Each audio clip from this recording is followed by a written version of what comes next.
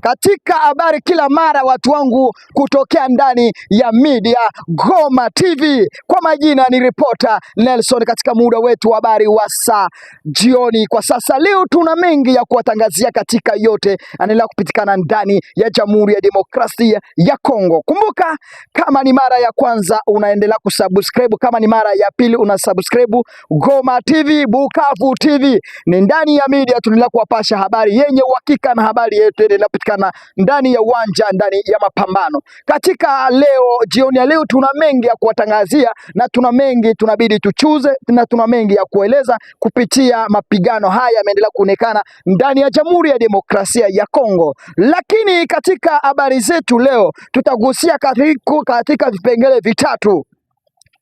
Katika habari zetu za jioni tunagusia vipengele vitatu. Tunagusia vipengele vya kiserikali na vipengele vya waraia na vipengele vya waasi wa M23 na Twirwaneho. Hizo ndio vipengele vitatu leo tumeandaa katika mada yetu. Na kwa sasa kupitia vipengele hivi tunavyozungumza, tutakuja kukuzungumzia mengi zaidi mashabiki zangu. Na kama unataka kuwa na pambana na sisi, kuwa na sisi katika mara zetu za habari, na kufanya subscribe, like, comment ili habari zetu ziendelee kufika mara moja katika sehemu yako. Na kama uko pamoja na mimi, subscribe kupitia media Goma TV, kupitia media Bukavu TV. Kwa majina utalipata ndani ya media Bukavu TV na utalipata ndani ya media Goma TV. Mashabiki zetu kutokea upande wa media Goma TV na upande wa media Bukavu TV tunawakaribisha tena kupitia habari zetu za jioni ya leo. Na katika habari yetu kwanza, kabla nikuja kuwapasha habari haya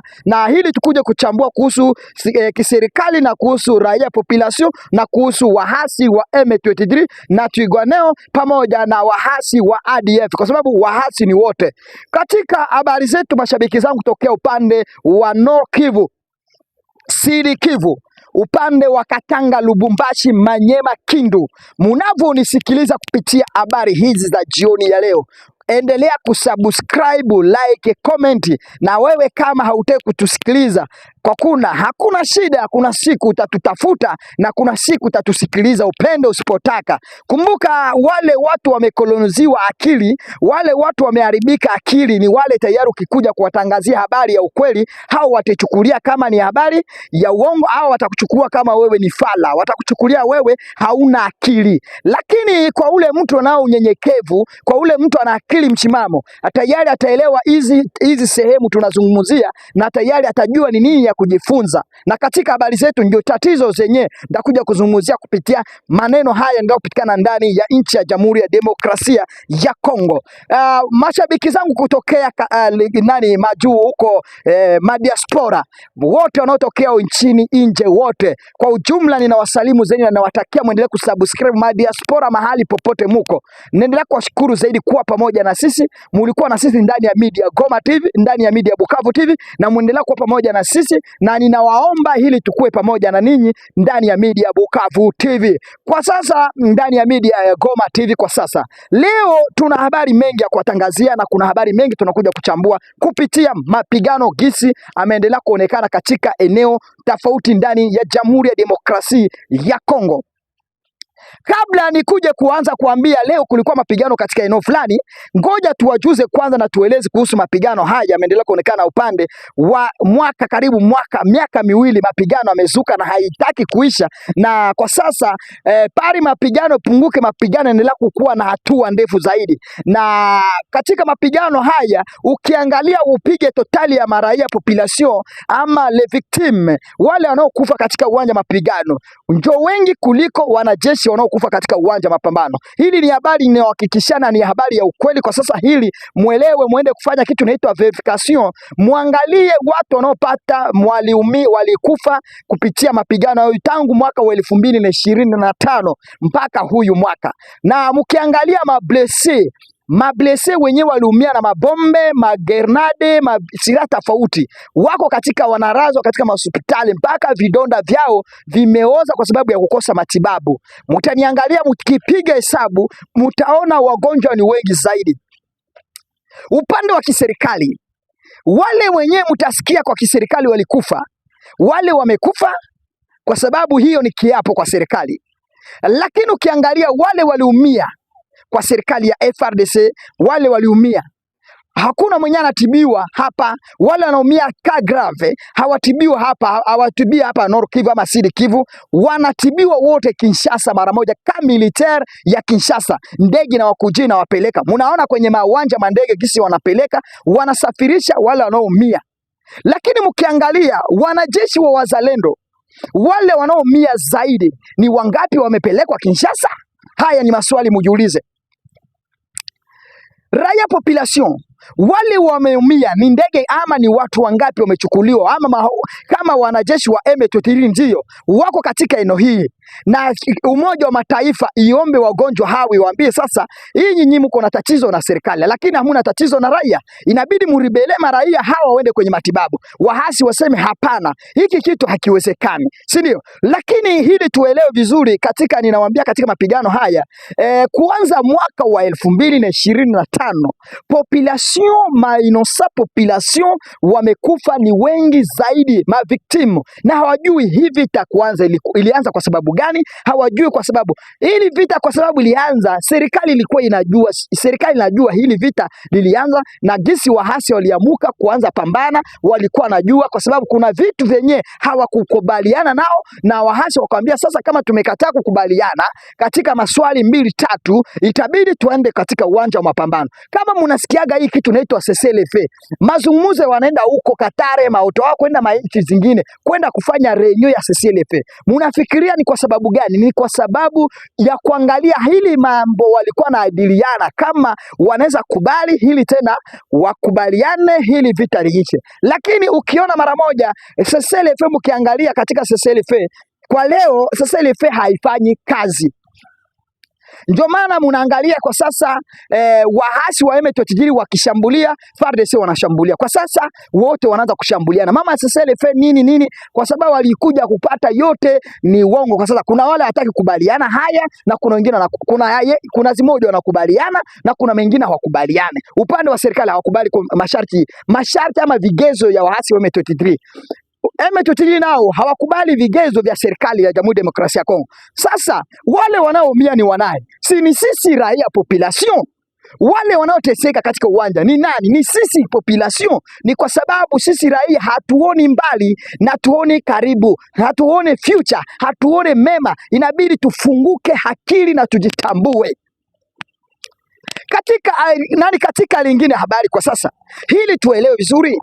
Katika mapigano mkiangalia gisi wazalendo wanaopambana, mkiona gisi wazalendo wanaopambana, kwa kweli wanapambana ka le militaire.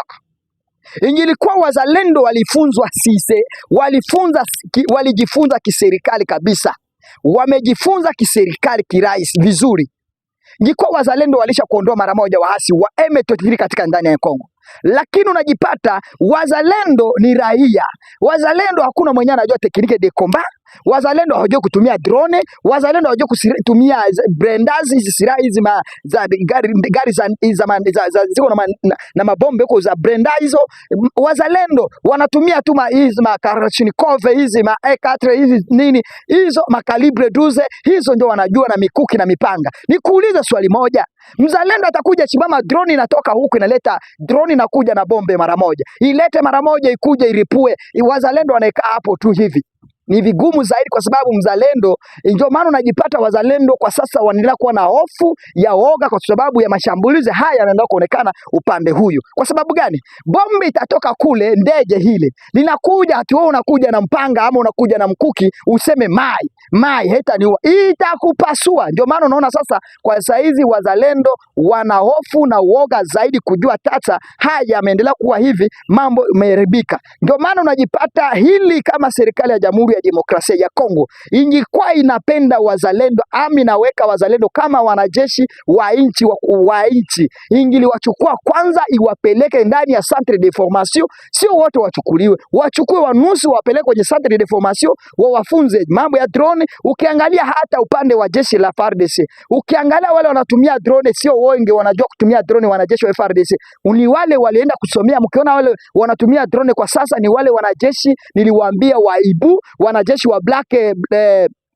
Serpent Noir wale walitoka Russia, walitoka huko mainchi kigeni Israeli kukwenda mafunzo wa kijeshi wa serikali. Wale ni wanajeshi wa FRDC wapya, sio ma FRDC, jeshi la Ibu lipya na Serpent Noir, wale wanaovaa manguo nyeusi. Wale ukiangalia ndio wanajua kutumia drone, wanao kutumia hizo silaha kubwa, wale masniper wakubwa. Kongo, wanajeshi wengi wa Kongo wengi hawajui kutumia masniper. Ndio maana sasa unaona serikali lipya lile Kiseketi anaanza kutengeneza la Ibu na nani, mtakuja kusikia siku moja FARDC inaendelea kufifia pole pole, Ibu inaendelea kudomine, ikidomine mara moja FARDC inazimika.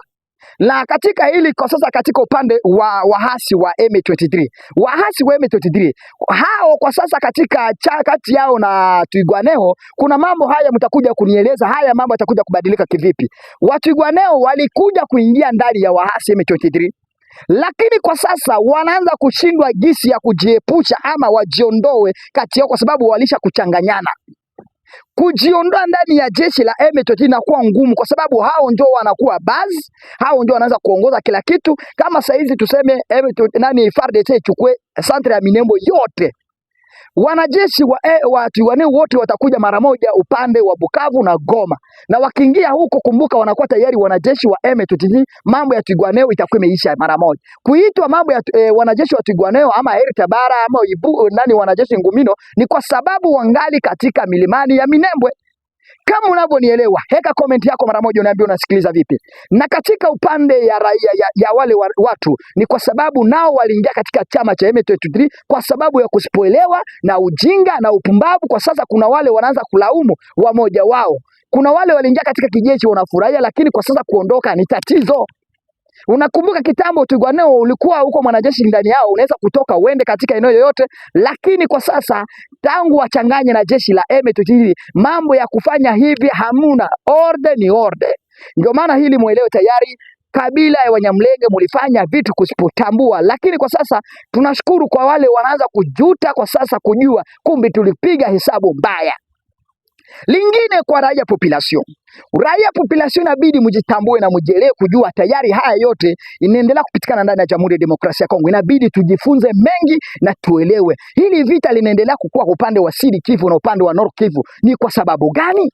Hili ni swali, ujiulize maswali wewe na unijibu mara moja kwenye comment hapo, uniambie unanifuata kutokea katika sekta gani. Hili ni swali na ni mtihani, nataka ujibu mara moja. Kama unaofuatilia media Bukavu TV ama unaofuatilia media Goma TV, subscribe, like, comment, bye bye.